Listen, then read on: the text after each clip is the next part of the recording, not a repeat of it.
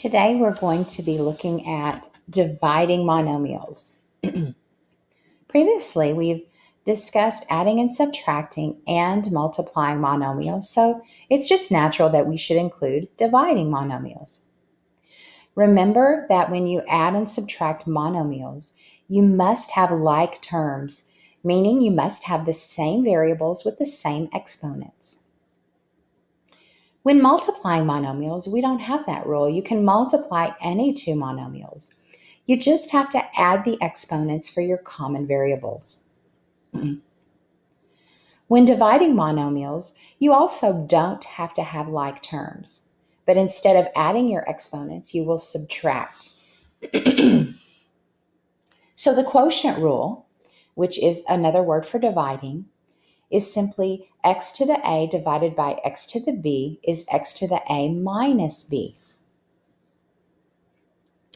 So what I would like to do is walk through the odd numbered examples with you.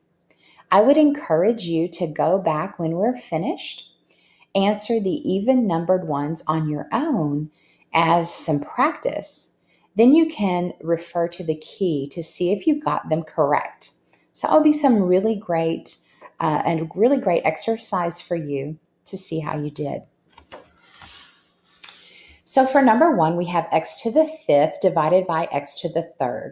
And 5 minus 3 is 2, so the answer is simply x squared. If you think about this, remember that x to the 5th simply means x times x times x times x times x. So you would have 5 x's multiplied together in the numerator. In the denominator, we have x to the 3rd, which means x times x times x. So you would have 3 x's multiplied together in the denominator. If you cancel out common factors of x, cancel, cancel, cancel. You can cancel a pair of x's from the numerator and denominator 3 times, and you would be left with 2 x's in the numerator, indicating x squared. Let's move on to number 2, because you really don't have to do all of that. You can simply subtract your exponents. For number 2, we have a k to the 12th divided by, I'm not doing number 2. I'm going to leave that for you later. Come back and do that later. Number 3, we have m to the 3rd divided by m to the 3rd. If you subtract your exponents, 3 minus 3 is 0. And anything to the 0 power is 1. For number 5, we have p's and q's. When you have more than one variable, you simply apply the rule to each variable. So for the p's, 7 minus 4 is 3. And for the q's, 16 minus 12 is 4.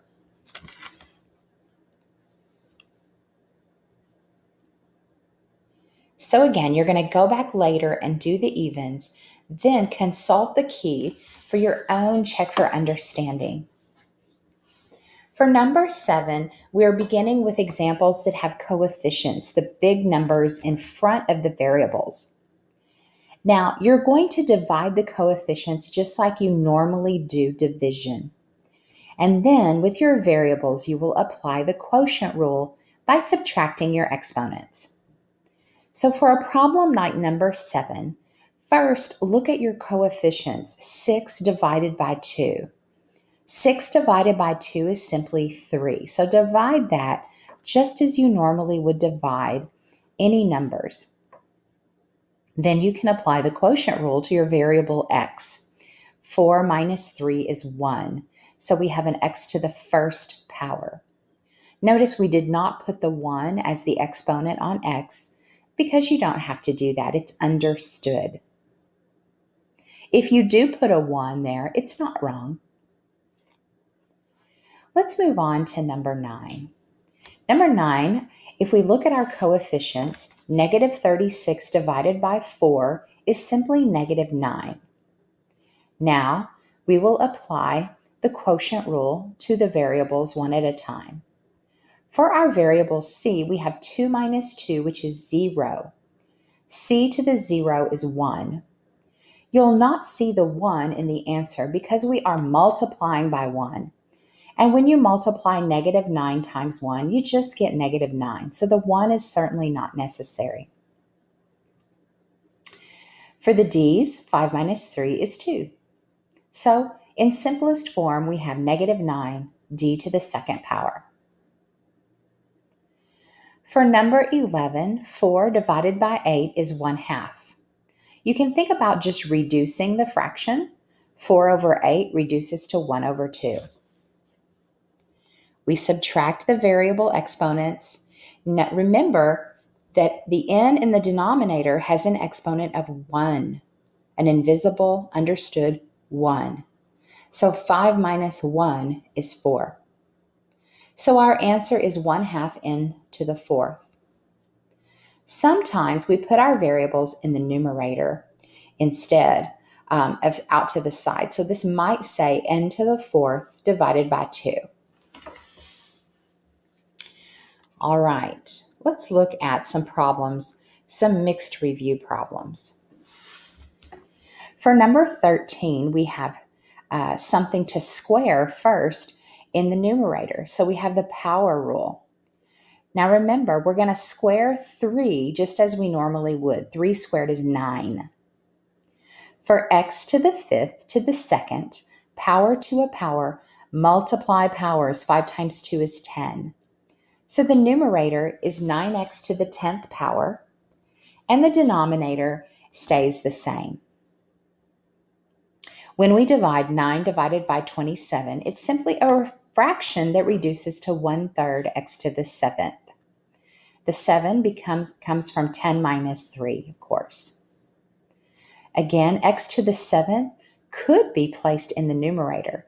Another way to write the answer to number 13 is x to the 7th over 3. In number 15, we first need to square the denominator so that we don't have parentheses. Of course, squaring 4 times 4 is simply 16.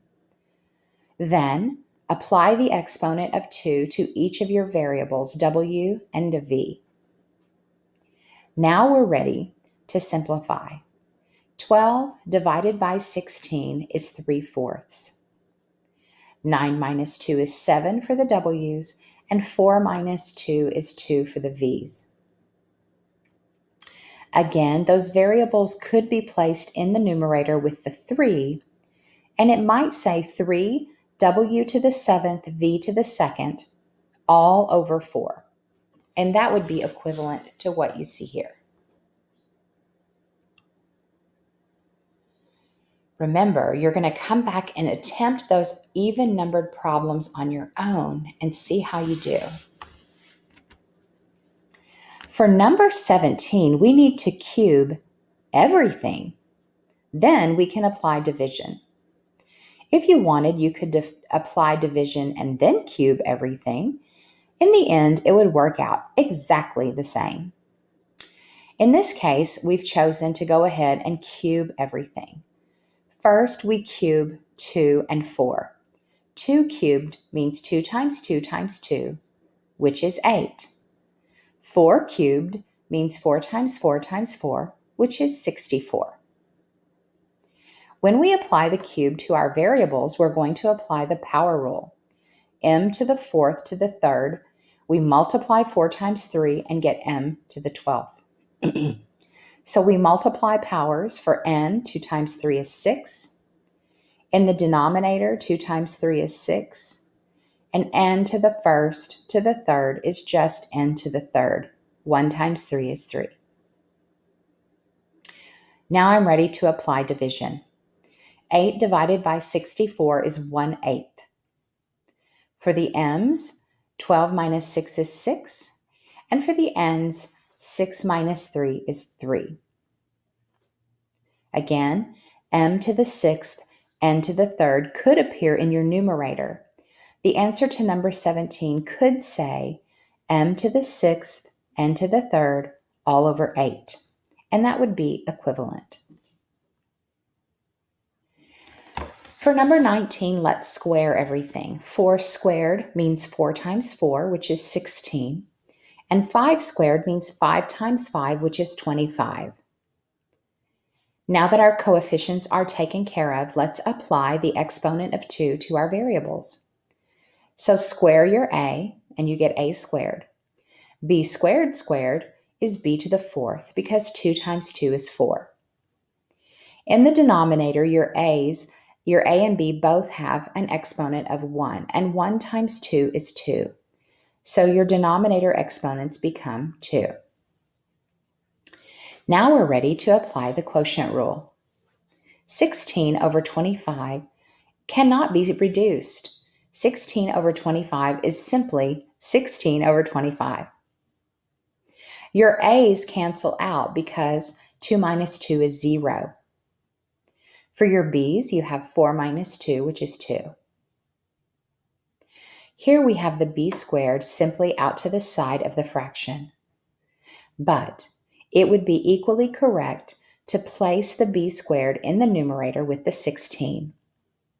So number 19 could say 16b squared all over 25, and that would be equally correct.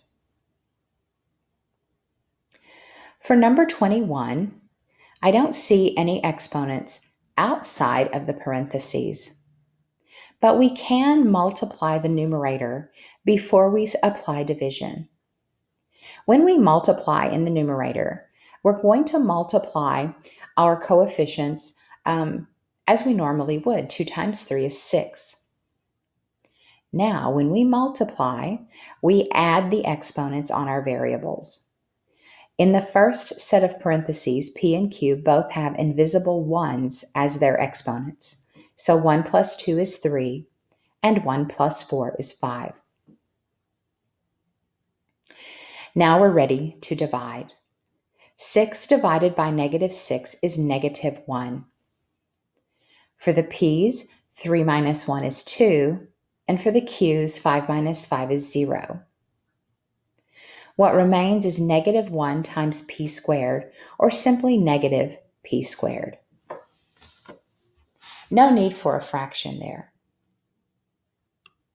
Remember that q to the 5th divided by q to the 5th is q to the 0, which is 1. So essentially, we're multiplying by 1. This, of course, does not have to be written, since multiplying by 1 does not change anything.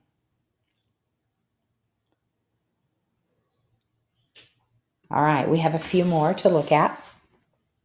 For number 23, we must square the first set of parentheses, cube the next set of parentheses, and then perform the division. When you square 2x to the 3rd, you get 4x to the 6th. When you cube 3y to the 4th, you get 27y to the 12th. And 4 times 27 is 108. And 6 goes with the x, and 12 goes with the y. And then you're ready to divide. 108 divided by 12 is 9. 6 minus 4 is 2. And 12 minus 5 is 7.